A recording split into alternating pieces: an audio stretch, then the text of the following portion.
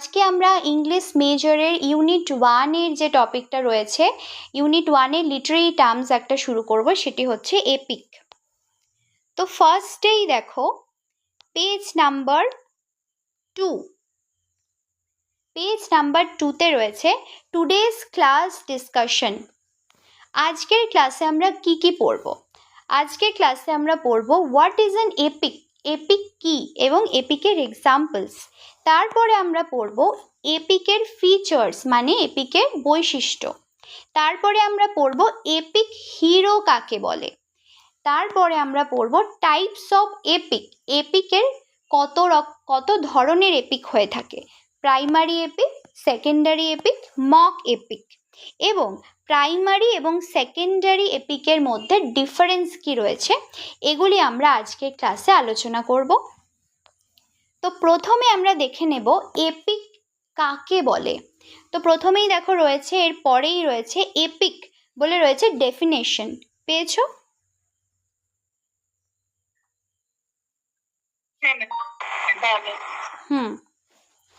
তো এপিক কি? হ্যাঁ, ঠিক আছে। এপিক কি? An epic is a long narrative poem. Epic তাহলে কি? এপিক হচ্ছে একটা লং ন্যারেটিভ পোয়েম। এবার তোমাদের মাথায় একটা প্রশ্ন আসতে পারে, আচ্ছা ন্যারেটিভ পোয়েমটা আবার কি?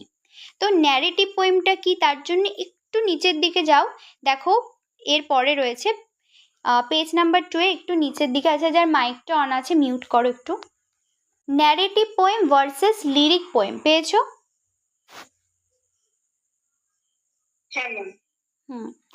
তো ন্যারেটিভ পোয়েমটা কি? আমরা স্কুলেতে যে পোয়েমগুলো এতদিন তোমরা পড়েছো সেগুলো বেশিরভাগই হচ্ছে লিরিক পোয়েম। লিরিক পোয়েমে কি হয়? লিরিক পোয়েমে অর্থাৎ যেগুলো তোমরা স্কুলে পড়েছো বেশিরভাগই লিরিক পোয়েম, ওখানে পোয়েট তার নিজের ফিলিং এক্সপ্রেস করে, থট এক্সপ্রেস করে, এবং লেন্থে খুব একটা বড় হয় না, ছোটোখাটো হয়ে থাকে। যেমন ধরো ড্যাফোডিলস বা ওড টু আ নাইটিঙ্গেল, যেটা জন কিটসের লেখা, এইগুলি। তাহলে ন্যারেটিভ পোয়েমটা কি? ন্যারেটিভ পোয়েম হচ্ছে tells a complete story. Narrative poem হচ্ছে এমন এক ধরনের পোয়েম যেখানে একটা গল্প বলা হয়, একটা স্টোরি বলা হয়, একটা কমপ্লিট স্টোরি বলা হয়। Has characters, events and a plot. এবং স্টোরিটার ক্যারেক্টার থাকে, বিভিন্ন ইভেন্ট থাকে। স্টোরিতে যেরকম অনেক ক্যারেক্টার থাকতে পারে, বিভিন্ন ঘটনা থাকতে পারে, ঠিক সেই রকমই। তাহলে ন্যারেটিভ পোয়েম হচ্ছে এমন এক ধরনের পোয়েম যেখানে একটা গল্প বলা হয় এবং গল্পের ক্যারেক্টার থাকে, বিভিন্ন ঘটনা থাকে, এবং এই ন্যারেটিভ পোয়েমগুলো লেন্থটা লং হয়ে থাকে। তো এপিক পোয়েম হচ্ছে ন্যারেটিভ পোয়েম, তার মানে এপিক পোয়েমে স্টোরি বলা হয়ে থাকে। কিসের স্টোরি বলা হয়ে থাকে? An epic poem is a long narrative poem that tells the story of a great hero whose deeds are important for his people or nation. এখানে কার স্টোরি বলা হয়ে থাকে? গ্রেট হিরোদের স্টোরি বলা হয়ে থাকে। গ্রেট হিরোরা তাদের দেশের জন্য বা জাতির জন্য, বা হতে পারে সমগ্র মানব জাতির জন্য, মানে অনেক মানুষের জন্য যে সমস্ত সাহসী বা বীরত্বের কাজ করে থাকে, সেই স্টোরিগুলোকে এপিকে বলা হয়ে থাকে। যেমন তোমাদের একটা এক্সাম্পল দিচ্ছি, রামায়ণ এবং মহাভারত। এপিকের বাংলা অর্থ হলো মহাকাব্য। ইন্ডিয়ান এপিক যদি আমরা এক্সাম্পল দিই, তাহলে রামায়ণ এবং মহাভারত হচ্ছে ইন্ডিয়ান এপিকের এক্সাম্পল। রামায়ণ মহাভারতের স্টোরি তো আমরা সকলেই জানি। রামায়ণ মহাভারত কিন্তু পোয়েমের আকারে লেখা, মানে ভার্সের আকারে লেখা। অনেকে হয়তো ভাববে এটা স্টোরি, তা কিন্তু নয়, অবশ্যই স্টোরি, কিন্তু ওটা কবিতার আকারে লেখা। কেমন? তো রামায়ণ মহাভারতে কি হয়েছে, যেমন ধরো রামায়ণে রাম যে সীতাকে উদ্ধার করতে গেছে, সেখানে কি হচ্ছে, একটা যুদ্ধ দেখানো হচ্ছে। বা মহাভারতে কি হচ্ছে, মহাভারতে একটা যুদ্ধ হচ্ছে কিসের জন্য? রাইটিয়াসনেস, জাস্টিস এস্টাবলিশ করবার জন্য। তাহলে এপিক হচ্ছে এক ধরনের ন্যারেটিভ পোয়েম যেখানে গ্রেট হিরোদের স্টোরি বলা হয়। তারা দেশের জন্য, জাতির জন্য বা সমগ্র মানব জাতির জন্য যে সমস্ত বীরত্বের কাজ করে থাকে, সেই স্টোরি বলা হয়ে থাকে APK. The hero often has extraordinary strength or wisdom and goes on a journey or mission of great value. এপিকের যে হিরো থাকে তার মধ্যে থাকে এক্সট্রা অর্ডিনারি স্ট্রেংথ এবং উইজডম। কেমন? সে কিন্তু সাধারণ মানুষের মতো হয় না, সে কোনো জার্নি বা মিশনে যায় এবং সেটাই এপিকে দেখানো হয়ে থাকে। Epics usually include gods, supernatural events and vast setting.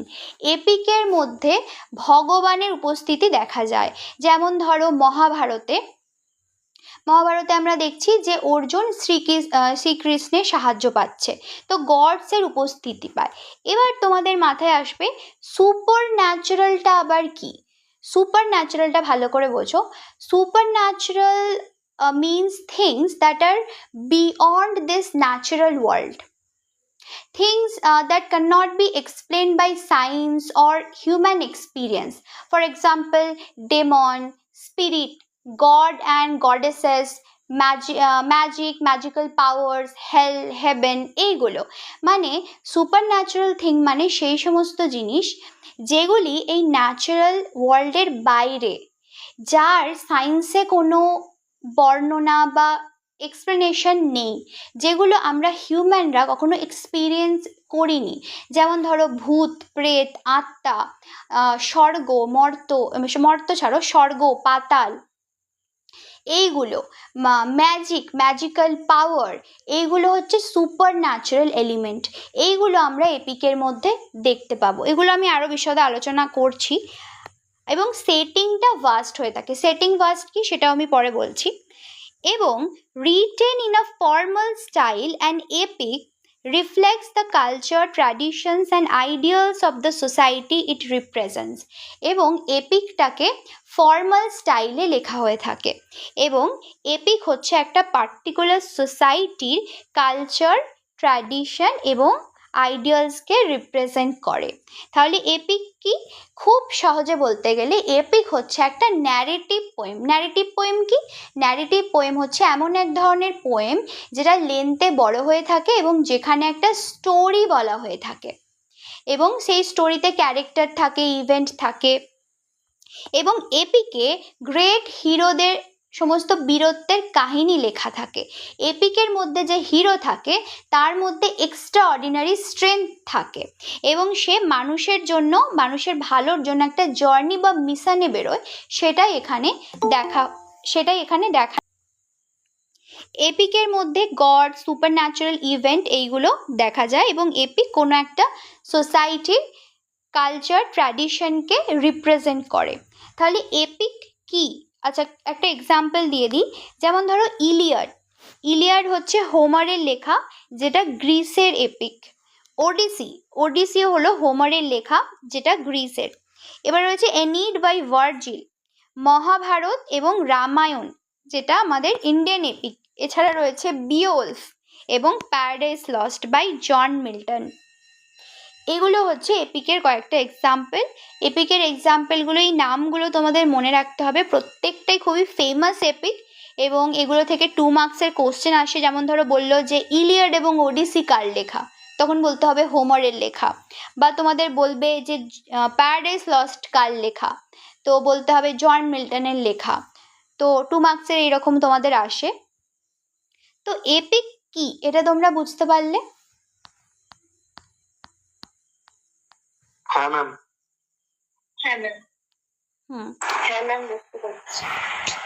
এরপরে আমরা দেখব ক্যারেক্টারিস্টিক অফ অ্যান এপিক। পেয়েছো? Page number 3। ওই যে ডিফারেন্সটা আছে ন্যারেটিভ পোয়েম এবং লিরিক পোয়েমের, তারপরেই দেখো ক্যারেক্টারিস্টিক অফ অ্যান এপিক। পেয়েছো? হ্যাঁ, ক্যারেক্টারিস্টিক মানে হচ্ছে বৈশিষ্ট্য। কি দেখে চিনবো যে এটা এপিক? তো সেই বৈশিষ্ট্যগুলো দেখো। এপিককে অনেক সময় হিরোইক পোয়েমও বলা হয়ে থাকে। তো এপিকের ক্যারেক্টারিস্টিকগুলো কি কি দেখো।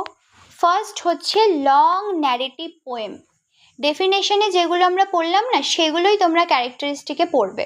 তোমাদের 5 মার্কস হিসেবে আসতে পারে এপিকের ক্যারেক্টারিস্টিক, তাই এপিকের ক্যারেক্টারিস্টিক খুব important. Long narrative poem. An epic is a long narrative poem that tells the story of a great hero and his heroic deeds. Epic হচ্ছে ন্যারেটিভ পোয়েম। ন্যারেটিভ পোয়েম কাকে বলে বললাম? Narrative poem হচ্ছে এমন এক ধরনের poem যেখানে একটা পুরো গল্প বলা হবে, পুরো একটা স্টোরিকে বলা হবে। এবং ন্যারেটিভ পোয়েমের লেন্থটা নর্মাল যে লিরিক পোয়েম তার মতো ছোটোখাটো নয়, বেশ বড় সড়ো লেন্থের হয়ে থাকে। যেমন ধরো এপিক একটা ন্যারেটিভ পোয়েম। কেন ন্যারেটিভ পোয়েম? কারণ এপিকে স্টোরি বলা হয়ে থাকে। কার স্টোরি বলা হয়ে থাকে? গ্রেট হিরোদের হিরোইক ডিডস মানে হিরোইক কর্মকাণ্ডের কথা বলা হয়ে থাকে। এবং এপিক যেহেতু ন্যারেটিভ পোয়েম তাই সেই কারণে এপিক বেশ লং হয়ে থাকে। যেমন ধরো হোমারের যে ইলিয়াড প্রায় 15,000 লাইন্সের, মানে ভাবো কত বড়। তারপরে ওডিসি প্রায় 12,000 lines, Paradise Lost around 10,000 lines, এত বড় বড় পোয়েম হয়ে থাকে। যেমন ধরো রামায়ণ মহাভারত এগুলোও কিন্তু পোয়েমের আকারে লেখা, এবং তোমরাই জানো যে মহাভারত কত বড়, রামায়ণও বড়। তো এপিক পোয়েম এরকম বড় বড় হয়ে থাকে। Epic poems are much longer than ordinary poems because they tell a complete story. এটা তোমাদের মনে রাখতে হবে। তাহলে এপিক হচ্ছে লং ন্যারেটিভ পোয়েম, এটা হচ্ছে ফার্স্ট ক্যারেক্টারিস্টিক। সেকেন্ড দেখো, hero of great significance. Every epic has an extraordinary hero. The hero is brave, wise, strong. His actions are important for a nation, a culture, or all humanity. প্রত্যেকটা এপিকেরই একটা epic hero থাকবে। প্রত্যেকটা এপিকের একটা epic hero থাকবে, এবং epic হিরোর আবার কিছু ফিচার্স রয়েছে, সেগুলো আমরা আরও পরে একটু বিশদে আলোচনা করব, ডিটেলসে আলোচনা করব। তো এখানে তোমরা জেনে রাখো যে এপিকের অবশ্যই একজন এপিক হিরো থাকবে, এবং সেই এপিক হিরো হবে এক্সট্রা অর্ডিনারি, সাধারণ মানুষের মতো হবে না। সে নোবেল ফ্যামিলিতে জন্মগ্রহণ করবে, মানে তার বার্থটা হবে কোথায়? নোবেল ফ্যামিলিতে, মানে রাজাদের বংশে জন্ম হবে তার, এবং সে হবে ব্রেভ, ওয়াইজ এবং স্ট্রং। যেমন ধরো রামায়ণে এপিক হিরো হচ্ছে রাম। তোমরা জানো রাম রাজ পরিবারে জন্মেছে, এবং রামের যে স্ট্রেংথ রয়েছে বা উইজডম রয়েছে সেটা সাধারণ মানুষের মতো নয়, সে হচ্ছে এক্সট্রা অর্ডিনারি। মহাভারতে অর্জুনও যেন রাজ পরিবারে জন্মেছে, এবং তার এক্সট্রা অর্ডিনারি স্ট্রেংথ বা স্কিল রয়েছে যেটা সাধারণ মানুষের নেই। তো এপিকের অবশ্যই এপিক হিরো থাকবে, মোস্ট ইম্পর্টেন্ট, এবং এটা মনে রাখতেই হবে তোমাদের। এরপরে হচ্ছে ভাস্ট সেটিং। এপিকের যে সেটিংটা হয়ে থাকে সেটা ভাস্ট হয়ে থাকে। এবার তোমরা হয়তো প্রথমে বুঝতে পারবে না যে সেটিংটা কি। দেখো, কোনো স্টোরি হোক, কোনো ড্রামা হোক, যে কোনো একটা গল্প বলতে গেলে একটা জায়গাকে বেস করে হয়ে থাকে, তাই তো? ধরো তোমরা সিনেমা দেখো, সেটাও তো একটা জায়গাকে বেস করে হয়ে থাকে, মানে ঘটনাগুলো একটা জায়গাকে বেস করে হয়ে থাকে, একটা জায়গাতে হয়। তো এপিকে যে স্টোরিটা রয়েছে তার ঘটনাগুলো বিভিন্ন জায়গাতে হয়, মানে শুধুমাত্র একটা জায়গাতে লিমিটেড না, সেটা অনেক জায়গাতে হতে পারে, সেজন্য এপিকের সেটিংটা ভাস্ট হয়ে থাকে। An epic has a very large setting. The story takes place across many places, very important, many places, such as kingdoms, forests, battlefield, seas, heaven, hell, or even the whole universe. মানে এতটাই vast setting হয়ে থাকে। যেমন ধরো আমরা প্রত্যেকেই রামায়ণ জানি।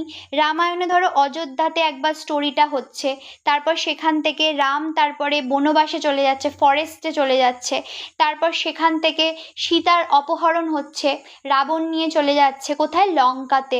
তারপরে রাম কি করছে? সমুদ্র পাড়ি দিয়ে লঙ্কাতে যাচ্ছে। তো এত বড় একটা সেটিং, তো এপিকের এইরকম বড় সেটিং হয়ে থাকে। মহাভারতের কথা যদি আমরা বলি, আমি রামায়ণ এবং মহাভারতের এক্সাম্পল বেশি করে দিচ্ছি কারণ এই স্টোরিগুলো তোমরা জানো, তো সেই কারণে তোমরা রিলেট করতে পারবে। এখন যদি আমি তোমাকে কোনো অন্য কোনো এপিক ইন্ট্রোডিউস করাই, লাইক হোমারের লেখা ওডিসি, বা আমি যদি প্যারাডাইস লস্ট বলতে যাই তাহলে তোমাদের প্রথমে স্টোরিটা বলতে হবে। তো সেই কারণে আমি রামায়ণ এবং মহাভারত দিয়ে বেশি করে বোঝাচ্ছি। মহাভারতে যেমন ধরো হস্তিনাপুর, ইন্দ্রপ্রস্থ, কুরুক্ষেত্র, এছাড়া আরও বিভিন্ন কিংডমে মহাভারতকে সেট করা হয়েছে, মানে মহাভারতের ঘটনাটা বিভিন্ন জায়গায় ছড়িয়ে রয়েছে বিশাল একটা জায়গা জুড়ে। প্যারাডাইস লস্ট যেটা লেখা জন মিল্টনের, এখানে হচ্ছে সেটিংটা কি, এখানে সেটিংটা হচ্ছে হেভেন মানে স্বর্গ, হেল নরক, এছাড়া রয়েছে আর্থ মানে পৃথিবী, and the garden of Eden যেটা রয়েছে হেভেনেই। তো হেভেন হেল মানে স্বর্গ মর্ত পাতাল তিনটে লোককেই কভার করে ফেলছে, এত বড় সেটিং প্যারাডাইস লস্টের। তো সেই কারণে তোমাদের মনে রাখতে হবে যে এপিকের সেটিং মানে স্টোরিটা যেখানে যেখানে হচ্ছে, যে জায়গাগুলো, সেই জায়গাটা বিশাল একটা জায়গা জুড়ে রয়েছে।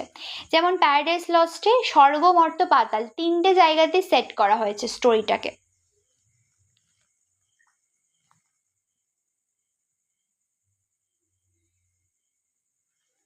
তো ভাস্ট সেটিং এটা বুঝতে পারলে?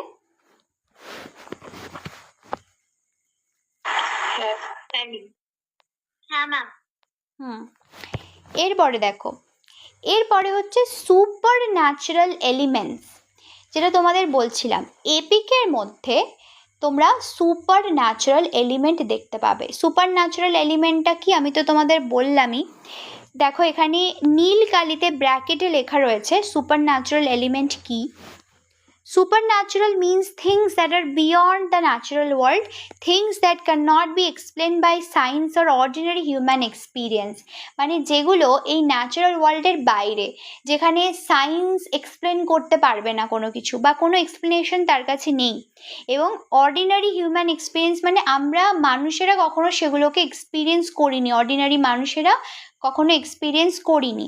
যেমন ধরো গড এবং গডেসেস মানে দেবদেবী, দেবদেবী আমরা বিশ্বাস করি বা শুনেছি, কিন্তু দেবদেবীকে কখনো আমরা এক্সপিরিয়েন্স করিনি, আমরা যারা অর্ডিনারি হিউম্যান বিং রয়েছি তারা কখনো এক্সপিরিয়েন্স করিনি, এবং এই কনসেপ্টটাই ন্যাচারাল ওয়ার্ল্ডের বাইরে। তাই গড এবং গডেসেসও হচ্ছে সুপার ন্যাচারাল এলিমেন্টের মধ্যে পড়ে যাচ্ছে। স্পিরিট অর ডেমন্স মানে আত্মা যেটাকে বলে, magical powers, miracles, visit to the underworld মানে যেটাকে আমরা বলবো হেল, অ্যাঞ্জেলস, এরা মানে god goddesses, demon, spirit, magical powers, hell, heaven, এই সব জিনিস যেগুলো আমরা শুনেছি কিন্তু কখনো এক্সপিরিয়েন্স করিনি নিজে থেকে।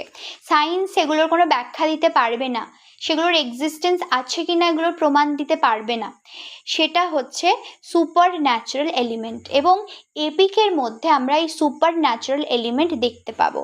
যেমন যেমন ধরো রামায়ণে, এরপরেই দেখো এক্সাম্পল রয়েছে রামায়ণ, পেজ নাম্বার 5 রামায়ণ। যেমন ধরো Hanuman's extraordinary powers, Ravana's magical abilities and the help of the gods. এই যে হনুমানের যে এক্সট্রাঅর্ডিনারি পাওয়ার, যে পাহাড় নিয়ে এক হাতে করে নিয়ে চলে যাচ্ছে, এই যে এক্সট্রাঅর্ডিনারি পাওয়ার, এটা আমরা শুধু মানে জেনেছি স্টোরিতে বা আমরা শুনেছি, কিন্তু কখনো এক্সপিরিয়েন্স করিনি বা জানি, ন্যাচারাল ওয়ার্ল্ডে কোনো এক্সিস্টেন্সই নেই এরকম পাওয়ারের। তারপর ধরো রাবণের যে ম্যাজিক্যাল এবিলিটি, যে 10টা মাথা বা এই যে পাওয়ার, সেটাও আমরা ন্যাচারাল ওয়ার্ল্ডে দেখি না। তো এগুলো সব হচ্ছে সুপার ন্যাচারাল এলিমেন্ট। এছাড়া তোমরা দেখবে যে এই রামায়ণের মধ্যে রাম ভগবানের থেকে হেল্প পাচ্ছে, ইভেন রামকেই ভগবান হিসেবে, গড হিসেবে আমরা মানি। এছাড়া মহাভারতে যদি আমরা দেখি, মহাভারতে যে কৃষ্ণ হচ্ছে অর্জুনকে হেল্প করছে, এবং কৃষ্ণর যে ডিভাইন পাওয়ার সেটাও সুপার ন্যাচারাল। তো এখানে গড এবং গডেসেস আমরা উপস্থিতি দেখতে পাই। ঠিক সেইভাবে প্যারাডাইস লস্টে গড, এছাড়া স্যাটার্ন হচ্ছে অ্যাঞ্জেল, ফলেন অ্যাঞ্জেল, তো এছাড়া ডেভিলস, এই সমস্ত দেখতে পাচ্ছি। এই সব কিছু হচ্ছে সুপার ন্যাচারাল এলিমেন্ট, এগুলো আমরা এপিকে দেখতে পাই। তো এটা বুঝতে পারলে? বুঝতে পেরেছি। এরপরে হচ্ছে এলিভেটেড স্টাইল। এলিভেটেড স্টাইলটা কি দেখো, An epic is written in a grand, formal and beautiful style. The language is rich, serious and suitable for great heroes and important events. Elevated style মানে এখানে ল্যাঙ্গুয়েজের কথা বলা হচ্ছে এবং এপিকটা যেভাবে লেখা হয়েছে সেই স্টাইলের কথা বলা হচ্ছে। লেখারও তো একটা স্টাইল থাকে বা কোনো জিনিসকে প্রেজেন্ট করার একটা স্টাইল থাকে, এখানে সেই স্টাইলের কথা বলা হচ্ছে। এপিক যেহেতু একটা লং ন্যারেটিভ পোয়েম, প্রায় 10,000, 12,000, 15,000 লাইনের, মানে বুঝতে পারছো এটা কত বড় একটা কাজ। এবং এই এপিকের যে সাবজেক্ট সেটাও ভীষণ সিরিয়াস, মানে এখানে যুদ্ধ দেখানো হচ্ছে, সাহসিকতার কাহিনী দেখানো হচ্ছে। তাই এপিকটা যে লেখা হয়ে থাকে তার স্টাইলটা কেমন? স্টাইলটা হচ্ছে গ্র্যান্ড স্টাইল, খুবই সুন্দরভাবে লেখা হয়ে থাকে।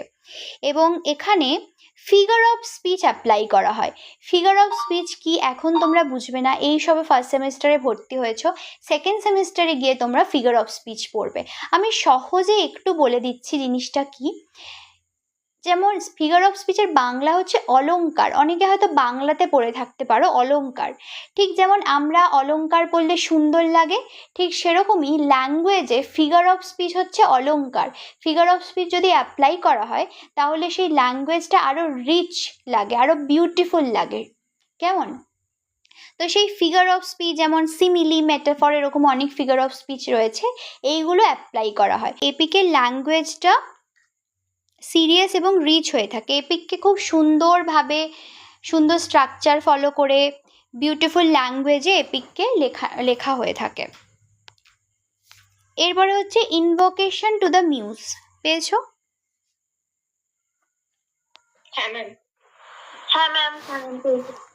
হ্যাঁ, দেখো প্রথমে তোমাদের দুটো জিনিস জানতে হবে। একটা হচ্ছে ইনভোকেশন মানে কি। ইনভোকেশন মানে আহ্বান করা, কাউকে ডাকা বলতে পারো, আহ্বান করা। মিউজটা কি? আচ্ছা, মিউজটা কি আমি বলছি তোমাদের। আগে দেখো, an epic often begins with an invocation to the muse। তো আগে মিউজটা জেনে নি, মিউজ কি। In Greek mythology, the 9 goddess of poetry, art, literature and knowledge. Goddesses মানে হচ্ছে দেবীরা, মানে দেবী, goddesses মানে দেবী। গ্রিক মাইথোলজিতে পোয়েট্রি, আর্ট, লিটারেচার, নলেজ এর 9জন দেবীকে বলা হয়ে থাকে মিউজ। 9জন দেবীকে একসাথে বলা হয়ে থাকে মিউজ। ঠিক যেমন আমাদের হিন্দুইজমে নলেজ এবং উইজডমের গডেস হচ্ছে মা সরস্বতী, ঠিক সেরকম গ্রিক মাইথোলজিতে পোয়েট্রি, আর্ট, লিটারেচার অ্যান্ড নলেজের 9জন দেবী রয়েছে এবং তাদেরকে আমরা বলছি মিউজ। কেমন? আমরা যখন কোনো কাজ শুরু করি, কোনো নতুন কাজ শুরু করি বা কোনো বড় কাজ শুরু করি, তখন আমরা ভগবানকে ডাকি, তাই তো? ঠিক তেমন এপিক বা বলতে পারো যে কোনো পোয়েম লেখার ক্ষেত্রে বা কোনো ক্রিয়েশন, কোনো কিছু ক্রিয়েট করার জন্য, ধরো পোয়েম হোক বা যে কোনো জিনিস হোক, বা পোয়েটরা কাজ শুরু করার আগে, তাদের ধরো পোয়েমটা লেখা শুরু করার আগে, বিশেষ করে এই ধরনের এপিক লেখার আগে, এপিক তো একটা বড় সড়ো কাজ, এত বড় লাইনের পোয়েম, তার ওপর এত সিরিয়াস সাবজেক্ট, তো সেই জন্য পোয়েটরা মিউজকে, মানে এই যে 9জন দেবী রয়েছে এদেরকে ইনভোক করে, মানে আহ্বান করে, যাতে তাদের কাজটা ঠিক করে হয়। So poets believe they need divine help to tell such a great story, so they called upon the muse for inspiration। এবং সেই জন্য পোয়েটরা এটা বিশ্বাস করে যে এত একটা বড় কাজ আমরা করতে চলেছি, মানে লিখতে চলেছি এপিক, এবং এত মহান স্টোরি, তো আমাদের ডিভাইন হেল্প লাগবে। তো সেই কারণে মিউজকে ওরা আহ্বান করে, এবং মিউজ হচ্ছে 9জন দেবী। তো বেশিরভাগ এপিকই মিউজকে আহ্বান করে শুরু হয়। এই দেখো এখানে 9জন মিউজের নাম দেয়া রয়েছে, প্রত্যেকে আলাদা আলাদা ডিপার্টমেন্ট তোমরা বলতে পারো। তো এই 9জন দেবী এখানে জাস্ট মানে কিছু এক প্রকার বলতে পারো ইলাস্ট্রেশনের মাধ্যমে দেয়া হয়েছে, বাট দেবীদের আলাদা পিকচার রয়েছে এখানে, জাস্ট এরকমভাবে ইলাস্ট্রেশন দিয়ে দেওয়া রয়েছে। যেমন ধরো প্যারাডাইস লস্টে মিল্টন যখন প্যারাডাইস লস্ট হচ্ছে একটা এপিকের নাম, খুবই বিখ্যাত এপিক, এবং তোমাদের নামটা মনে রাখতে হবে, প্যারাডাইস লস্ট। তো প্যারাডাইস লস্ট যখন লেখা শুরু করে তখন মিল্টন মিউজকে আহ্বান করে এপিকটা শুরু করে। হোমারের ইলিয়াড এবং ওডিসিতেও তোমরা দেখবে যে মিউজকে ইনভোক করে পোয়েমটা শুরু হচ্ছে। এ পর্যন্ত বুঝতে পারলে প্রত্যেকে? হ্যাঁ ম্যাম। আচ্ছা, এরপরে দেখো, এরপরে হচ্ছে in medias race. In medias race মানেটা আগে আমাদের জানতে হবে। In medias race is a Latin phrase, এটা হচ্ছে একটা ল্যাটিন ফ্রেজ। তার মানে কি? That means in the middle of things or in the middle of the story. Many classical epics begin in the middle of the story, not from the beginning.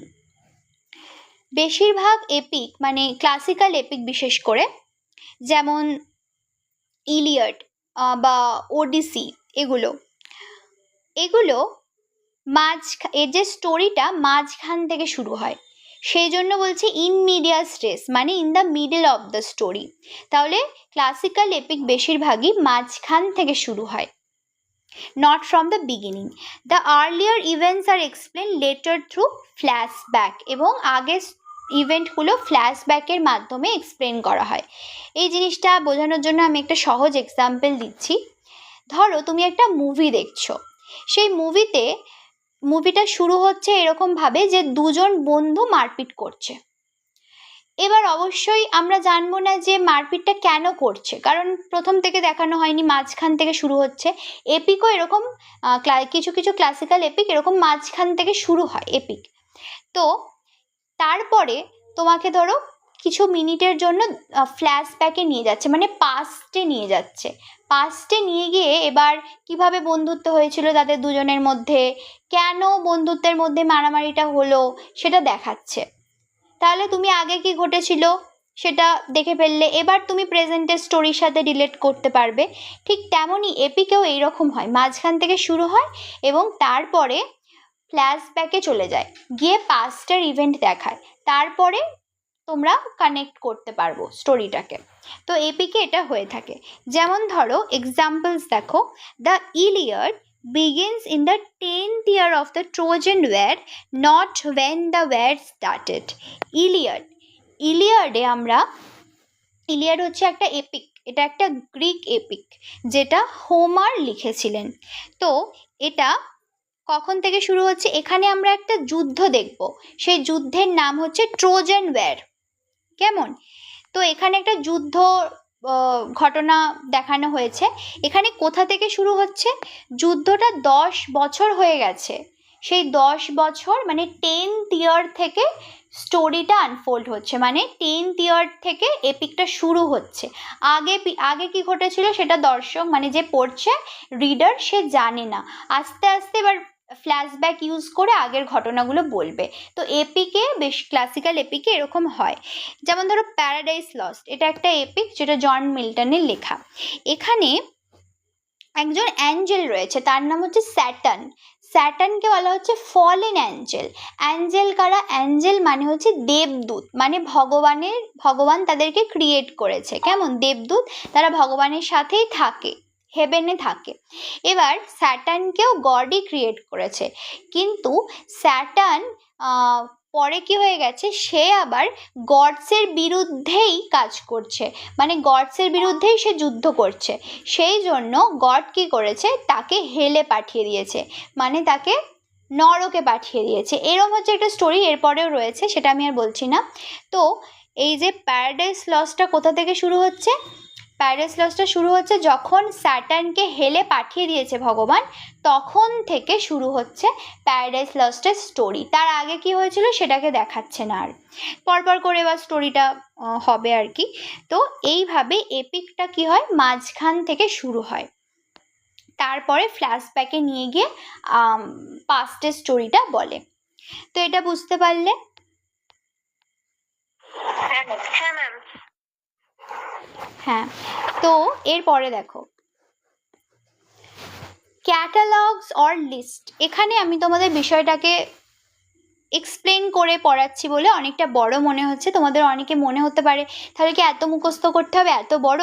দেখো 5 মার্কসের question আসে literary terms থেকে, তোমাদের 5 marks আসে আর 2 marks আসে। তাই 2 মার্কসের question করতে গেলে একটু ডিটেলসে তো পড়তেই হবে, তবে তো তোমরা 2 মার্কস করতে পারবে, তাই না? তবে তো শর্ট কোশ্চেন করতে পারবে। আর 5 মার্কসের জন্য তোমাদের 200 থেকে 250 ওয়ার্ডের মধ্যে আনসার লিখতে হয়। মোটামুটি 200 ওয়ার্ড লিখলে ঠিকঠাক টাইমে নামাতে পারবে। তো এই যে পুরো জিনিসটা যখন 200 ওয়ার্ডে আমি লিখবো তখন জিনিসটা ছোট হয়ে যাবে, কেমন? তো ভয় পাওয়ার কিছু কারণ নেই যে অনেক বড় মুখস্থ করতে হবে, সেটা নয়। এবার এই যে 200 ওয়ার্ডের যে নোটটা মুখস্থ করবে সেটা যদি আমি এক্সপ্লেন করে বলে না দিই তাহলে তোমরা বুঝতে পারবে না, তখন তোমরা ভাববে সুপার ন্যাচারাল এলিমেন্ট আবার কি, ইনমিডিয়াস রেস আবার কি, মিউস আবার কি, তো এগুলো তো জানা দরকার, তো সেই কারণে এক্সপ্লেন করে দিচ্ছি তোমাদের। ক্যাটালগস অ্যান্ড লিস্ট এটা খুব একটা ইম্পর্টেন্ট না, এই নাম্বার 8 যেটা রয়েছে। ক্যাটালগ অর লিস্ট বলতে কি বলছে, এপিকের মধ্যে যেহেতু যুদ্ধ দেখানো হয়, যেহেতু ওয়্যার দেখানো হয়, তো সেই কারণে কিছু এপিকের মধ্যে ওয়্যার থাকে, কিছুর মধ্যে থাকে না। বেশিরভাগ এপিকের মধ্যে তোমরা যুদ্ধ দেখতে পারবে। তো সেই যুদ্ধতে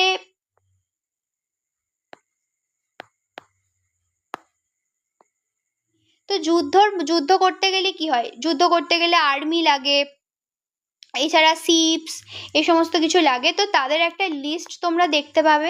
এছাড়া যে সমস্ত হিরো রয়েছে, দেখো এপিকের মধ্যে একজন এপিক হিরো থাকবে, মানে মেন একজন হিরো এপিক হিরো, তার পাশাপাশি আরও কিছুজন থাকে যাদের মধ্যে হিরোইক কোয়ালিটি থাকে, তো সেই হিরোদের লিস্ট থাকবে। যেমন ধরো যদি আমরা মহাভারতের কথা বলি, তো মহাভারতে কেবলমাত্র অর্জুন হচ্ছে মেন হিরো, এপিক হিরো বলতে পারি। তার পাশাপাশি কিন্তু ভীম, তারপরে সহদেব, এরকম অনেকেই রয়েছে যারা যোদ্ধা, যাদের মধ্যে হিরোইক কোয়ালিটি রয়েছে, তো তারাও কিন্তু হিরো। ঠিক সিমিলারলি রামায়ণের ক্ষেত্রেও রাম হচ্ছে এপিক হিরো, তার পাশাপাশি বাকি যারা যোদ্ধারা রয়েছে যেমন ধরো হনুমান, তারপর ধরো লক্ষণ, এরাও কিন্তু, এদের মধ্যেও কিন্তু হিরোইক কোয়ালিটি রয়েছে, তো হিরোদের একটা লিস্ট থাকে। এছাড়া যারা যুদ্ধ করছে বা যুদ্ধে যে সমস্ত উপকরণ লাগছে সবের লিস্ট পাওয়া যায় কিছু কিছু ক্ষেত্রে।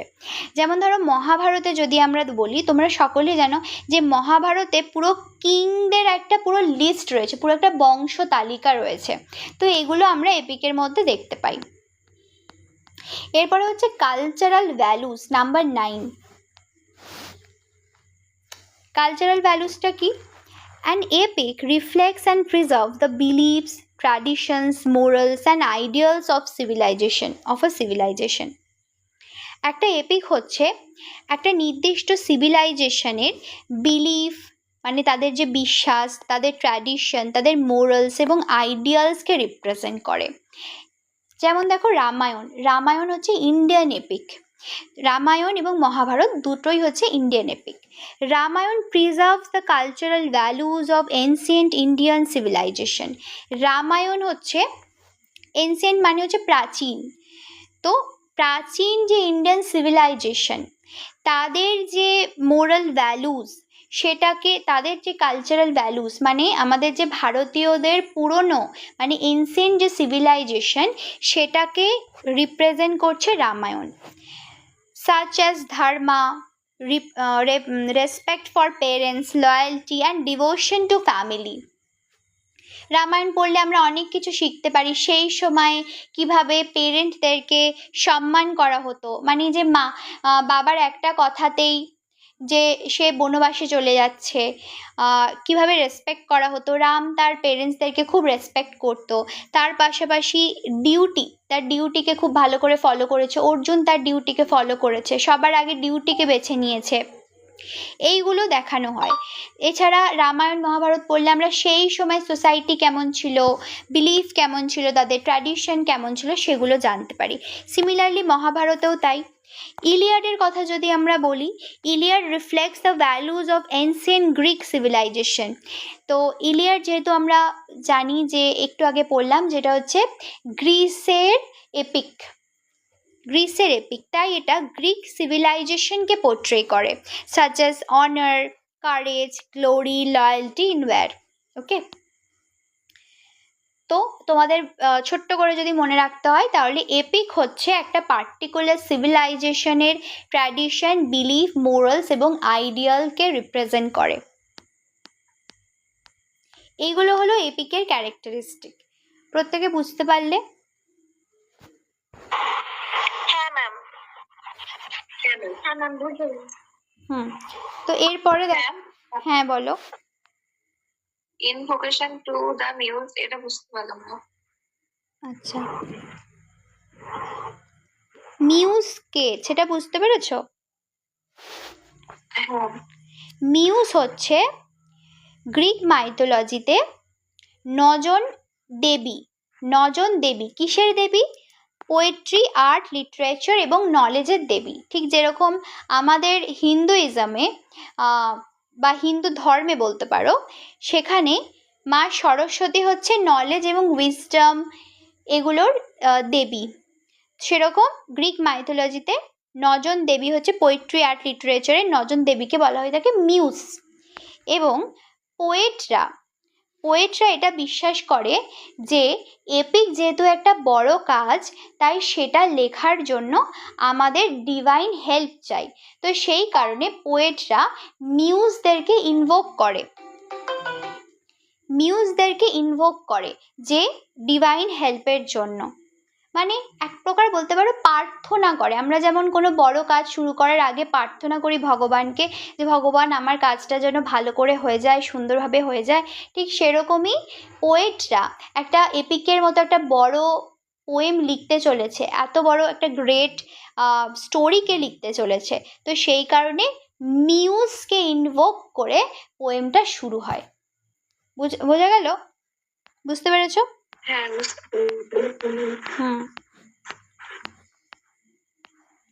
ওকে, তো এরপরে চলে আসো page number 8।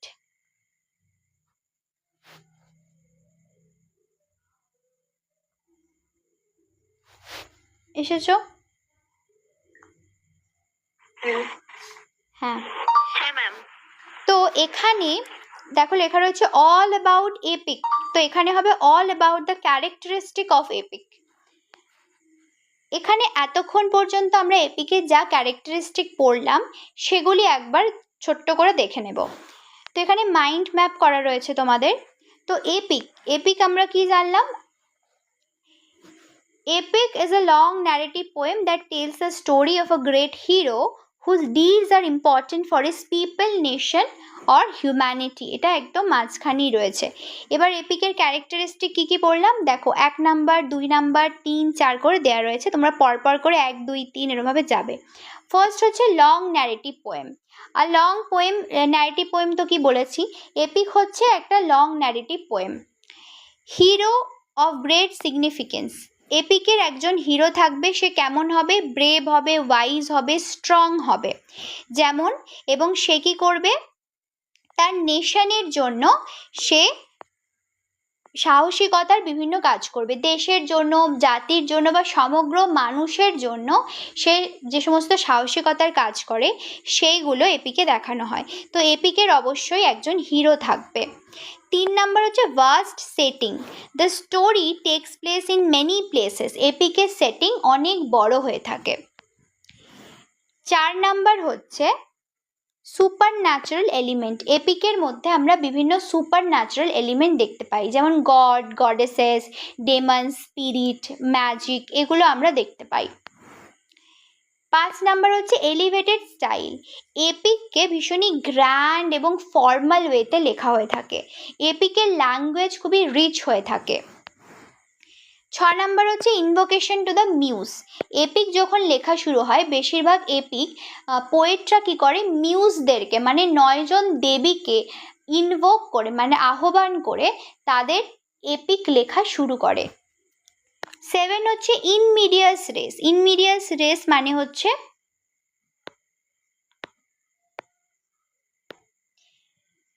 Beginning in the middle মানে এপিকের স্টোরিটা হচ্ছে মাঝখান থেকে, বেশিরভাগ এপিক ক্লাসিক্যাল এপিক মাঝখান থেকে শুরু হয় এবং তারপরে ফ্ল্যাশব্যাক টেকনিক ইউজ করে পাস্টের ঘটনাকে দেখানো হয়। 8 হচ্ছে ক্যাটালগস আর লিস্ট। এপিকের মধ্যে যোদ্ধাদের এছাড়া বলতে পারো যুদ্ধের বিভিন্ন উপকরণ, বংশ তালিকা, এই সমস্ত লিস্ট পাওয়া যায়। খুব একটা ইম্পর্টেন্ট না এটা। আর number 9, an epic reflects and preserve the beliefs, tradition, morals and ideals of a civilisation. এগুলো হলো এপিকের ক্যারেক্টারিস্টিক। প্রত্যেকে বুঝলে? হ্যাঁ ম্যাম। হ্যাঁ ম্যাম, বুঝেছি। হ্যাঁ ম্যাম। এরপরে আসো এপিক হিরো, পেজ নাম্বার 9।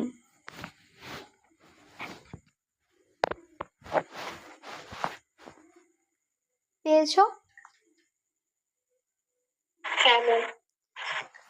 হ্যাঁ, এরপরে আমরা দেখব এপিক হিরো কি। যদিও আমরা অলরেডি দেখে নিয়েছি এপিক হিরো কি, কাকে বলে এক্সাম্পল, তাও আমরা একটু আরেকবার পড়বো, কারণ এই এপিক হিরো থেকে 2 মার্কসের কোশ্চেন আসতে পারে, 5 মার্কসের কোশ্চেন আসতে পারে। দেখো, an epic hero is the central character of an epic poem. Epic পোয়েমের সেন্ট্রাল ক্যারেক্টার কেন বলছে? কারণ এপিক পোয়েমে তো স্টোরি বলা হয়ে থাকে, আর স্টোরিতে তো ক্যারেক্টার থাকবেই। তো সেন্ট্রাল ক্যারেক্টার মানে মেন ক্যারেক্টার হচ্ছে epic hero, who is extra ordinary in courage, strength, wisdom and moral character. আগেই আমরা বলেছি যে এপিক হিরো যে হবে সে হবে এক্সট্রা অর্ডিনারি, সাধারণ মানুষের মতো হবে না, তার মধ্যে কারেজ, স্ট্রেংথ, উইজডম থাকবে এবং সে হবে morally uplifted. He performs great heroic deeds and often influences the fate of a nation or humanity. এবং he performs great heroic deeds বলতে এপিক হিরো শুধুমাত্র নিজের জন্য না, দেশের জন্য, জাতির জন্য বা সমগ্র বলতে পারো মানুষের জন্য বিভিন্ন সাহসিকতার কাজ করে থাকে। তার জন্য একটা গোটা মানে তার ওপর একটা গোটা নেশন বা বলতে পারো হিউম্যানিটির ফেট মানে ভাগ্য নির্ভর করে। কেমন? যেমন ধরো, যদি এক্সাম্পল দিই, তোমাদের চেনা জানা এপিক, যেমন ধরো রামায়ণের রাম, মহাভারতে অর্জুন, ওডিসিতে ওডিসাস, ইলিয়াডে অ্যাকিলিস, এগুলো। এপিক হিরোর কিছু কোয়ালিটি রয়েছে। কি কি কোয়ালিটি রয়েছে দেখো। Qualities of an epic hero বলে একটা পিকচার দেয়া রয়েছে, পেয়েছো?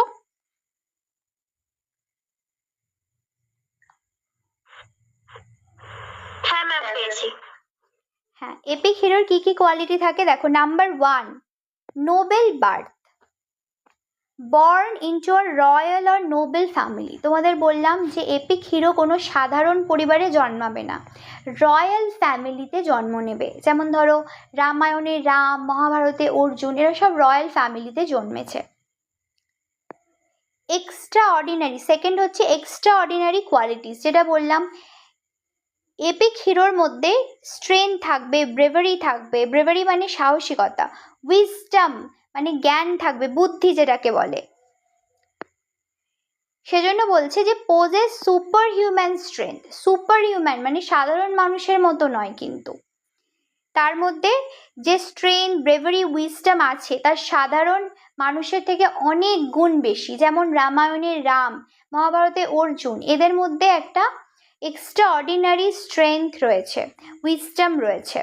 থার্ড হচ্ছে ডিভোশন টু ডিউটি। যারা এপিক হিরো হবে তাদের মধ্যে তারা ডিউটি খুব ভালো করে করবে এবং তাদের মধ্যে মোরাল ভ্যালুস থাকবে। গ্রেট কোয়েস্ট মানে undertakes an important mission or journey. এরা একটা জার্নি বা একটা মিশনে বেরোয়, কার জন্য? পুরো দেশের মানুষের জন্য বা জাতির জন্য বা কোনো একটা পার্টিকুলার কমিউনিটির জন্য বলতে পারো। যেমন ধরো রামায়ণে রাম কি সীতাকে উদ্ধার করতে গিয়েছিল, জাস্টিস এস্টাবলিশ করতে গিয়েছিল। মহাভারতে অর্জুনকে আমরা দেখছি রাইটিয়াসনেস, জাস্টিস, ধর্মা এস্টাবলিশ করবার জন্য যুদ্ধটা করেছে। ঠিক সেই রকম faces super natural challenges. Number 5, super natural challenges. Super natural মানে জানো সেই সমস্ত জিনিস যেগুলো এই ন্যাচারাল ওয়ার্ল্ডে এক্সিস্ট করে না, যেগুলো আমরা কখনো এক্সপিরিয়েন্স করিনি। তো আমরা দেখব যে এপিকের মধ্যে যারা এপিক হিরো রয়েছে তারা সুপার ন্যাচারাল এলিমেন্টস যেমন মনস্টার, ডেভিল এদের সাথে লড়াই করছে। যেমন রামায়ণে ওই যে রাবণ হচ্ছে মনস্টার, তো মনস্টারের সাথে লড়াই করছে রাম। নাম্বার 6 হচ্ছে ডিভাইন হেল্প। এপিক হিরোরা ডিভাইন হেল্প পায়, মানে ভগবানের থেকে হেল্প পায়। যেমন ধরো রামায়ণে রাম হচ্ছে মা দুর্গার থেকে হেল্প পেয়েছে, বিভিন্ন গডের কাছ থেকে হেল্প পেয়েছে, তেমনি অর্জুন কৃষ্ণর থেকে হেল্প পেয়েছে। এভার লাস্টিং গ্লোরি, এপিক হিরোরা তাদের কাজের জন্য তাদের গ্লোরিটা থাকে এভার লাস্টিং। যেমন ধরো রাম, অর্জুন এদেরকে সবাই মনে রেখেছে, যুগ যুগ ধরে এদেরকে মানুষ মনে রাখবে। সবাই এটা বুঝতে পেরেছো এপিক হিরোর কোয়ালিটি? হ্যাঁ, তো তোমাদের এক্সামে আসবে এপিক হিরো কাকে বলে এক্সাম্পল দাও, হয়তো 2 মার্কসে কিংবা 5 মার্কসে আসবে এপিক হিরোর কোয়ালিটি বা ফিচার্স বলতে, তখন তোমাদের এগুলি বলতে হবে। আচ্ছা, তোমাদের কি এরপরে আমি কন্টিনিউ করব নাকি এখানেই আজকে রাখবো? অনেক ভালো লাগছে ম্যাম, ক্লাস ভালো লাগছে, বাকিরা বললো কন্টিনিউ করলে ভালো হয়। আচ্ছা ম্যাম কন্টিনিউ করুন। আচ্ছা, তো এরপর দেখো টাইপস অফ এপিক, পেয়েছো?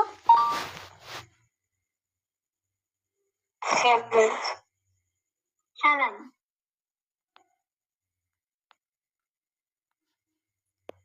দেখো প্রাইমারি আর folk epic. Types of epic মানে এপিক কত ধরনের সেটা আমরা দেখব।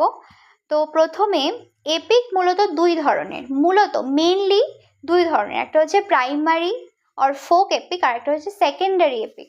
তো প্রথমে আমরা দেখব প্রাইমারি আর ফোক এপিক। প্রাইমারি এপিকের আরেক নাম হচ্ছে ফোক এপিক। প্রাইমারি এপিক বা ফোক এপিক কি দেখো, এনসিয়েন্ট এপিক্স মানে পুরনো এপিক, মানে প্রাইমারি এপিকের কথা বলা হচ্ছে। Ancient epics that grew out of oral tradition passed down by storytellers before being written. The author is unknown, so it belongs to the society rather than an individual.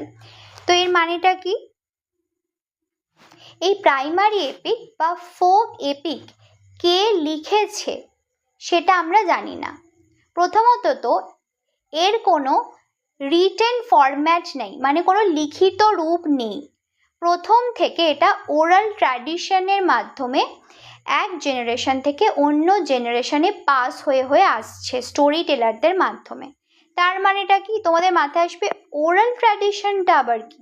তো oral ট্র্যাডিশনটা কি দেখো, অনেক আগে মানে ancient টাইমে কি হতো, মানুষ লিখতো না, স্টোরি বা পোয়েম বা সং বা হিস্ট্রি এগুলোকে মানুষ মনে রাখতো, মানে শুনে শুনে মনে রাখতো। এরকমভাবে স্টোরি টেলাররা এরপর সেটাকে বলে বলে পরের জেনারেশনে এইভাবেই স্টোরিটা বা পোয়েম বলো সেটা এক জেনারেশন থেকে অন্য জেনারেশনে পাস হতো। এবার কেন লিখতো না, তার আবার বিভিন্ন কারণ রয়েছে। এনসিয়েন্ট টাইমে সবাই পড়াশোনা জানতো না, সকলে পড়াশোনা জানতো না, খুব কম মানুষ আছে যারা লিখতে পারতো, যারা স্পেশালি যারা ওয়েলদি ফ্যামিলি থেকে বিলং করতো বা আপার কাস্ট থেকে বিলং করতো। সেই সময় অনেক কাস্ট সিস্টেমে ছিল এবং লেখার কোনো জিনিস একটা লিখে রাখবে তার জন্য খরচ ছিল, মানে অ্যাফোর্ডেবল ছিল না, পেপার অ্যাভেলেবেল ছিল না। তো সেই কারণে লিখে রাখা হতো না, মানুষ মনে মানে মুখে মুখে মনে রাখতো। এবং তোমরা ইতিহাসে দেখবে পড়েছো যে যে আমাদের যে বেদ রয়েছে সেটার রিটেন ফরম্যাট ছিল না, মানুষ শুনে শুনে মনে রাখতো। তাই এপিক এই প্রাইমারি বা ফোক এপিকটাও ওরাল ট্র্যাডিশনের মাধ্যমে এক জেনারেশন থেকে অন্য জেনারেশনে পাস হয়েছে। এর অথরকে মানে স্টোরিটা অ্যাকচুয়ালি কে লিখেছে সেটা, মানে স্টোরিটা কে বানিয়েছে বা কে তৈরি করেছে সেটা আমরা জানি না। সেজন্য বলছে দ্য অথর ইজ আননোন বা অ্যানোনিমাস মানে যার নাম আমরা জানি না। So it belongs to the society rather than an individual. তার মানে কি, মানে এটা একার কোনো সম্পত্তি নয়। কোনো লেখক যদি লিখতো তাহলে কি তার এপিক হতো, সে লিখেছে, কিন্তু এখানে যেহেতু লেখককে কে জানা যাচ্ছে না বা কে স্টোরিটা তৈরি করেছে জানা যাচ্ছে না, জেনারেশনের পর জেনারেশন এটা পাস হয়ে হয়ে হয়ে এসেছে, সেই জন্য এটাকে আমরা বলছি যে সোসাইটি থেকে বিলং করছে, এটা কোনো একটা ইন্ডিভিজুয়াল মানুষের নয়। এবং এই প্রাইমারি এপিকটা সেজন্য কোনো একটা পার্টিকুলার কমিউনিটির হিস্ট্রি, বিলিফ এবং ইমোশনকে রিফ্লেক্ট করছে। যেমন তোমাদের মধ্যে এবার অনেকের মনে প্রশ্ন আসতে পারে, তাহলে এবার এক্সাম্পল দিই। প্রাইমারি বা ফোক এপিকের এক্সাম্পল হচ্ছে রামায়ণ এবং মহাভারত, এছাড়া রয়েছে ইলিয়াড, ওডিসি। এবার তোমাদের মনে প্রশ্ন আসবে যে রামায়ণ তো বাল্মীকি লিখেছে, মহাভারত বেদব্যাস লিখেছে, ইলিয়াড ওডিসি তো হোমার লিখেছে, তাহলে আপনি কেন বলছেন যে প্রাইমারি এপিকের লেখক নেই? দেখো, রামায়ণের স্টোরিটা বাল্মীকি বানায়নি, স্টোরিটা যুগ যুগ ধরে চলে আসছে, বাল্মীকি অনেকটা পরে গিয়ে সেটাকে লিখেছে। তাই স্টোরিটা বাল্মীকি তৈরি করা নয়, স্টোরিটা জেনারেশনের পর জেনারেশন পাস হয়ে আসছে ওরাল ট্র্যাডিশনের মাধ্যমে। তাই স্টোরিটা হচ্ছে একটা পার্টিকুলার কমিউনিটি বা সোসাইটি থেকে বিলং করছে, এটা কোনো ইন্ডিভিজুয়াল মানুষের সম্পত্তি নয়। কেমন? তেমনি ইলিয়াড এবং ওডিসি, হোমার এটাকে রিটেন ফরম্যাট একটা বানিয়েছে, মানে পরে লিখেছে, কিন্তু ইলিয়াড এবং ওডিসির স্টোরি অনেক যুগ যুগ ধরে চলে আসছে।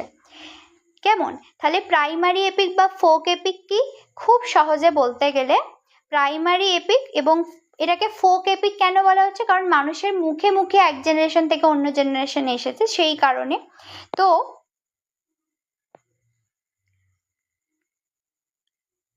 প্রাইমারি এপিক বা ফোক এপিক তাহলে কি? প্রাইমারি এপিক বা ফোক এপিক হচ্ছে এমন এক ধরনের এপিক যেটা ওরাল ট্র্যাডিশনের মাধ্যমে স্টোরি টেলারের দ্বারা এক জেনারেশন থেকে অন্য জেনারেশনে পাস হয়ে এসেছে। ফিচার্স দেখো, অ্যানোনিমাস অথর, মানে এর অথরকে, এটা কে অ্যাকচুয়ালি তৈরি করেছে সেটা আমরা জানি না। The author is unknown, so it belongs to the society rather than individual. এবং প্রাইমারি এপিক কোনো একটা কমিউনিটির ইমোশন, হিস্ট্রি, বিলিফকে রিফ্লেক্ট করে। তো প্রাইমারি এপিক কি, বিষয়টা বোঝা গেল?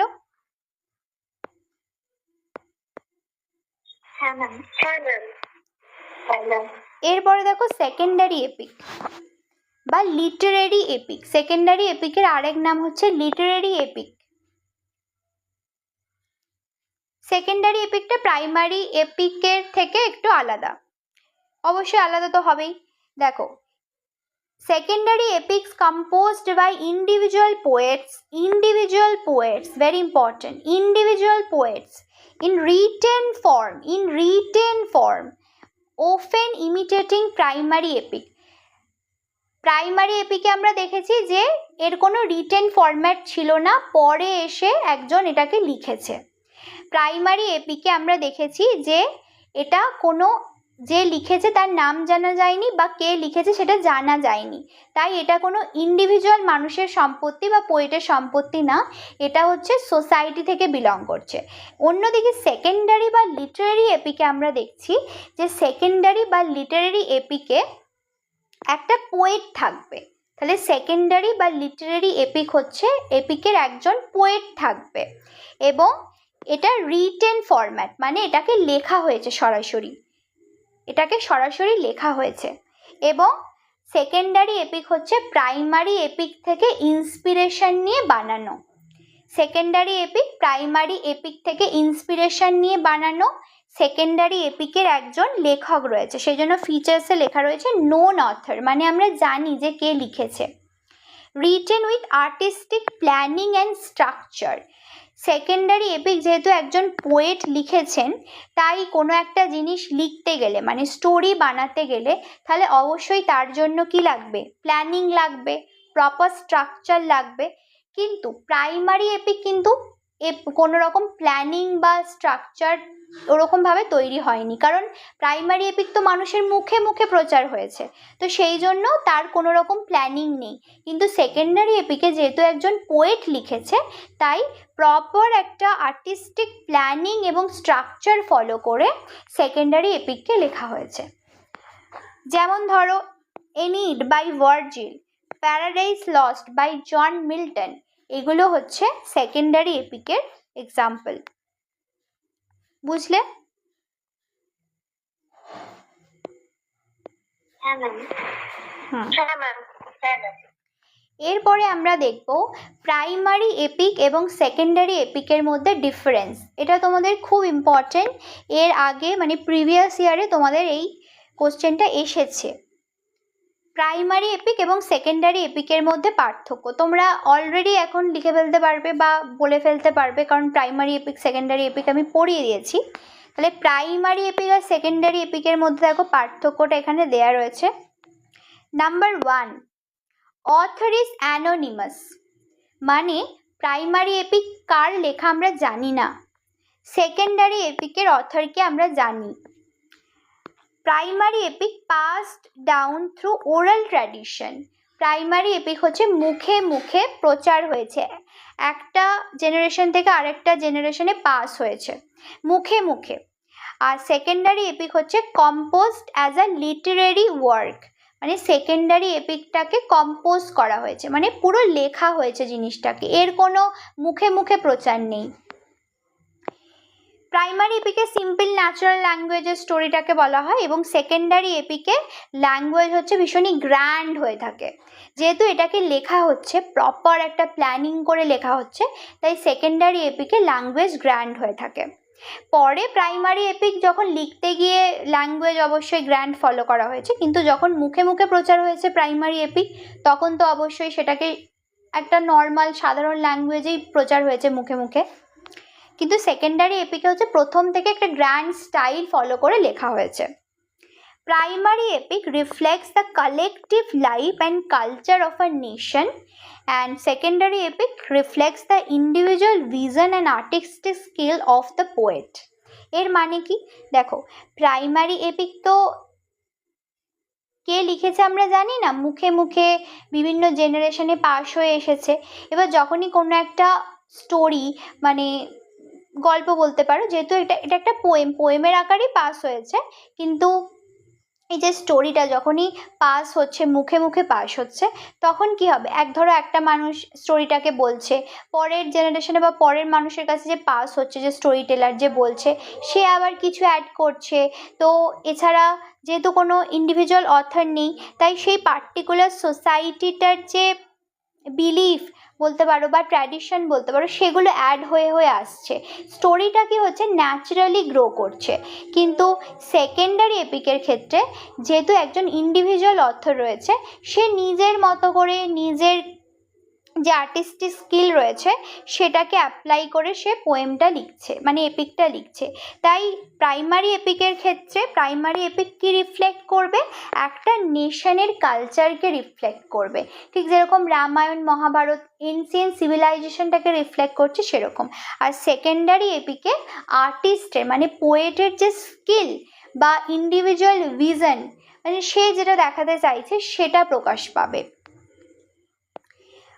প্রাইমারি এপিক ন্যাচারালি গ্রো করে, যেহেতু একটা এক জেনারেশন থেকে অন্য জেনারেশনে মানুষের মুখে মুখে প্রচার হয়ে আসছে, কেউ একজন স্টোরিটাকে একভাবে বলছে, অন্যজন আবার নতুন কিছু অ্যাড করে দিচ্ছে, তো এইভাবে স্টোরিটা আস্তে আস্তে নিজের মতো করে ঠিক গ্রো করছে। কিন্তু সেকেন্ডারি এপিক হচ্ছে প্ল্যান করে লেখা হয়ে থাকে। আচ্ছা, letter written down for preservation, primary epic পরে লেখা হয়ে থাকে, মানে যেটা তোমাদের বললাম যে অনেক আগে থেকে চলে আসছে, তারপরে সেটাকে লেখা হয়েছে। কিন্তু সেকেন্ডারি এপিক হচ্ছে প্রথম থেকে একদম লিখিত আকারে থাকবে।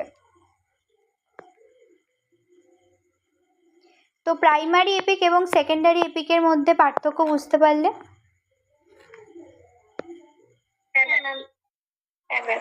কিছু এক্সাম্পল দেখো, যেমন ধরো the Iliad, the Odyssey, Beowulf, এছাড়া এপিক অফ গিলগামেশ, মহাভারত, এগুলো হচ্ছে প্রাইমারি এপিক। সেকেন্ডারি এপিক হচ্ছে Paradise Lost, the Faerie Queene, the Rape of the Lock, the Aeneid, এগুলো। এপিকের লিস্ট এবং কে লিখেছে সব কিছু নোটসে খুব ভালো করে দেয়া থাকবে, ওগুলো দেখতে হবে তোমাদের। মানে এই এপিকের নামগুলোই যা যা এপিকের নাম যা যা মনে রাখতে হবে, কার লেখা, এগুলো সব লিস্ট পাবে, এগুলো মুখস্থ করতে হবে। তো আমাদের যে মেন দুটো এপিক ছিল সেটা কি প্রাইমারি এপিক, সেকেন্ডারি এপিক হয়ে গেছে, আমরা জেনে গেছি। এরপরে আর এক ধরনের এপিক পড়বো, সেটা হচ্ছে মক এপিক। পেয়েছো? হ্যাঁ ম্যাম।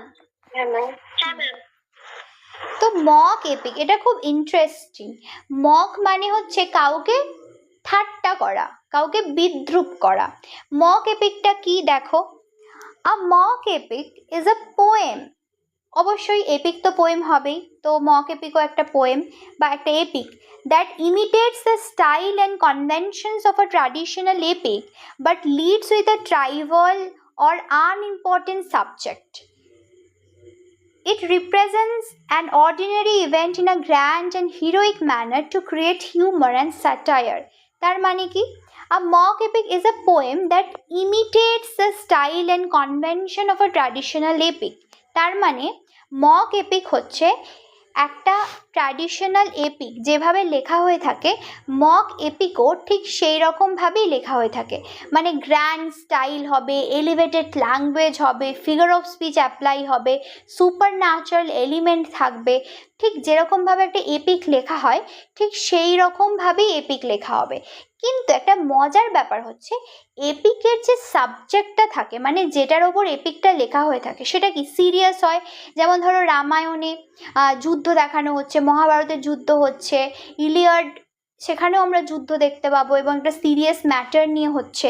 কিন্তু মক এপিকের গ্র্যান্ড স্টাইল তো ফলো করা হচ্ছে, কিন্তু সাবজেক্টটা খুবই তুচ্ছ, সেজন্য বলছে ট্রাইভাল মানে তুচ্ছ, আনইম্পর্টেন্ট সাবজেক্ট। যদি একটা এক্সাম্পল দিই, রেপ অফ দ্য লক যেটা লিখেছেন Alexander pope, rape of the lock হচ্ছে একটা মক এপিক।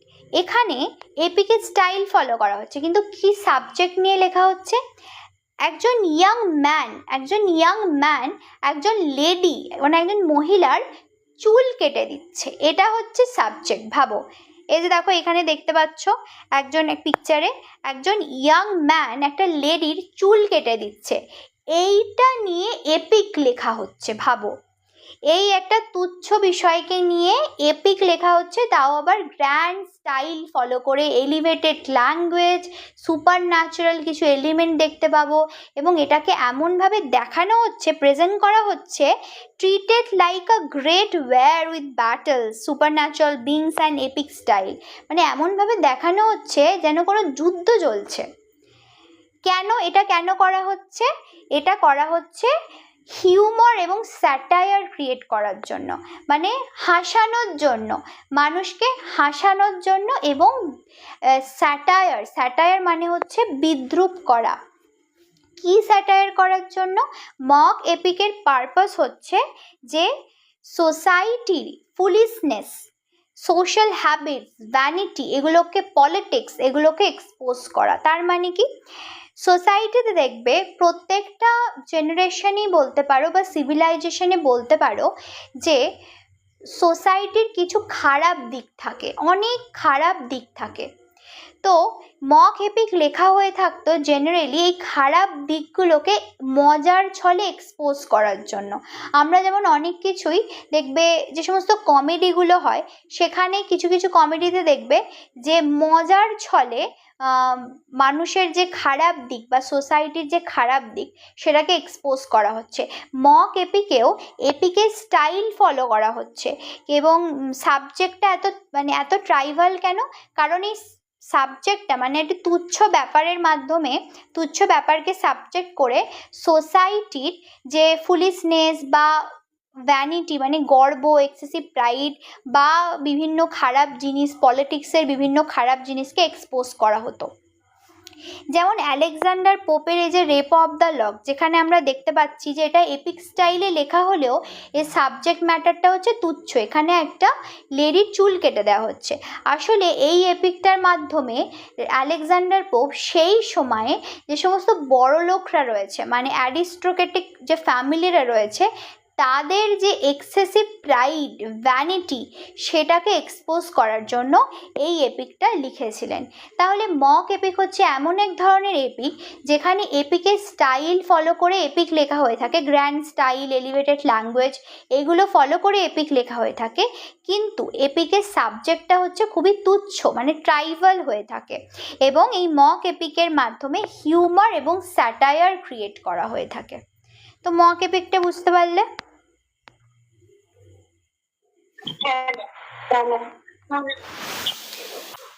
ওকে, তো এরপরে দেখো page number 13, all about epic, পেয়েছো?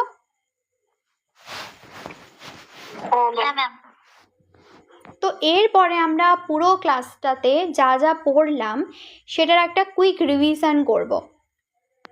তো দেখো, প্রথমে দেখো 1, 2 করে পরপর রয়েছে। Definition: An epic is a long narrative poem that tells the story of a great hero whose deeds are important for his people, nation and humanity. So, epic কি, তার ডেফিনেশন কি? এপিক হচ্ছে একটা লং ন্যারেটিভ পোয়েম যেখানে great হিরোরা তাদের দেশ, great hero তার দেশ, জাতি বা মানুষের জন্য যে কাজ করছে, যে বীরত্বের কাজ করছে, সেই স্টোরিকে এপিকে দেখানো হয়ে থাকে। এক্সাম্পলস অফ এপিক যেমন দ্য ইলিয়াড, দ্য ওডিসি যেটা হোমারের লেখা, খুব ইম্পর্টেন্ট, মহাভারত, রামায়ণ, বিওউলফ যেটা অ্যাংলো সেকশন পিরিয়ডে, প্যারাডাইস লস্ট জন মিল্টনের লেখা। তো এগুলি হচ্ছে এপিকের এক্সাম্পলস। এরপরে আমরা পড়েছিলাম ক্যারেক্টারিস্টিক অফ এপিক, এপিকের ফিচার্স কী কী। এপিক হচ্ছে একটা লং ন্যারেটিভ পোয়েম। এপিকের যে হিরো সে হবে এক্সট্রা অর্ডিনারি। এপিকের সেটিং হবে ভাস্ট। এপিকের মধ্যে সুপার ন্যাচারাল এলিমেন্ট যেমন গড, ডেমন, স্পিরিট এগুলো থাকবে। এলিভেটেড গ্র্যান্ড স্টাইল, এপিকের ল্যাঙ্গুয়েজ হয়ে থাকে গ্র্যান্ড এবং formal. Invocation to the muse, বেশিরভাগ এপিক শুরু করা হয়ে থাকে মিউজকে ইনভোক করে। মিউজ হচ্ছে গ্রিক মাইথোলজির 9 জন দেবী, আর্ট, লিটারেচার এগুলোর। ইন মিডিয়াস রেস, বেশিরভাগ এপিক মাঝখান থেকে শুরু হয় এবং তারপরে ফ্ল্যাশব্যাক টেকনিকের মাধ্যমে পাস্টের ঘটনাকে দেখানো হয়। ক্যাটালগস অর লং লিস্ট পাওয়া যায় এপিকে। কিসের লিস্ট? বংশতালিকা বা যোদ্ধাদের লিস্ট বা হচ্ছে হিরোদের লিস্ট। এবং এপিক কালচারাল ভ্যালুকে রিফ্লেক্ট করে, একটা সোসাইটির বা সিভিলাইজেশনের ভ্যালুস, ট্র্যাডিশন এগুলোকে রিফ্লেক্ট করে। এরপরে আমরা দেখলাম নাম্বার 4, এপিক হিরো। আমরা প্রত্যেকেই জেনেছি যে the central character of an epic hero who is extraordinary in courage, strength, wisdom and moral character. প্রত্যেকটা এপিকেরই একজন এপিক হিরো রয়েছে যার নোবেল বার্থ রয়েছে, যে এক্সট্রাঅর্ডিনারি প্রত্যেক দিক থেকে এবং যে মানুষের জন্য কাজ করে, যেমন অ্যাকিলিস ইলিয়াডে, রামায়ণের রাম, মানে সবার ভালোর জন্য বিভিন্ন সাহসিকতার কাজ করে। টাইপস অফ এপিক, আমরা জানলাম এপিক মেনলি 2 ধরনের, একটা হচ্ছে প্রাইমারি এপিক আর একটা হচ্ছে সেকেন্ডারি এপিক। প্রাইমারি এপিকের আরেকটা নাম হচ্ছে ফোক এপিক। প্রাইমারি এপিকের লেখক হচ্ছে অ্যানোনিমাস, মানে আমরা জানি না কে এপিকটার গল্পটা তৈরি করেছে। ফ্রম ওরাল ট্র্যাডিশন, এপিক হচ্ছে প্রাইমারি এপিক এক জেনারেশন থেকে অন্য জেনারেশনে মুখে মুখে প্রচার হয়েছে, যেমন ইলিয়াড, মহাভারত এগুলো। সেকেন্ডারি এপিকের একজন অথর আছে, known author, written literary work, এবং এটাকে প্ল্যানিং করে লেখা হয়েছে। এটা হচ্ছে সেকেন্ডারি এপিকটা হচ্ছে প্রাইমারি এপিকের থেকে ইন্সপিরেশন নিয়ে লেখা। সেকেন্ডারি এপিকের একজন লেখক রয়েছে এবং সেকেন্ডারি এপিক লেখার জন্য প্রপার একদম আর্টিস্টিক প্ল্যান ফলো করে, স্ট্রাকচার মেনটেন করে এলিভেটেড স্টাইলে লেখা হয়েছে। যেমন ধরো জন মিল্টন প্যারাডাইস লস্ট লিখেছেন। এরপরে আমরা দেখছি primary versus secondary epic. Primary epic এবং সেকেন্ডারি এপিকের পার্থক্যটা আমরা একটু আগেই পড়লাম, এখানে দেখো প্রপার দেয়া রয়েছে। এরপরে দেখলাম mock epic. A poem, mock epic is an epic poem that imitates the style of an epic but tells a trivial or ordinary event for humor and satire. Mock epic হচ্ছে এপিকের style follow করে লেখা হয়ে থাকে, কিন্তু এর সাবজেক্টটা খুবই তুচ্ছ হয়ে থাকে এবং মক এপিকের মাধ্যমে হিউমার ক্রিয়েট করা হয়, মানে মানুষকে হাসানো হয় এবং সোসাইটির বিভিন্ন খারাপ দিককে স্যাটায়ার করা হয়। যেমন হচ্ছে the Rape of the Lock, Alexander পোপের লেখা। তো এটাই হলো আজকের আমাদের ক্লাস। তো প্রত্যেকে বুঝতে পেরেছো? হ্যাঁ ম্যাম। হ্যাঁ ম্যাম।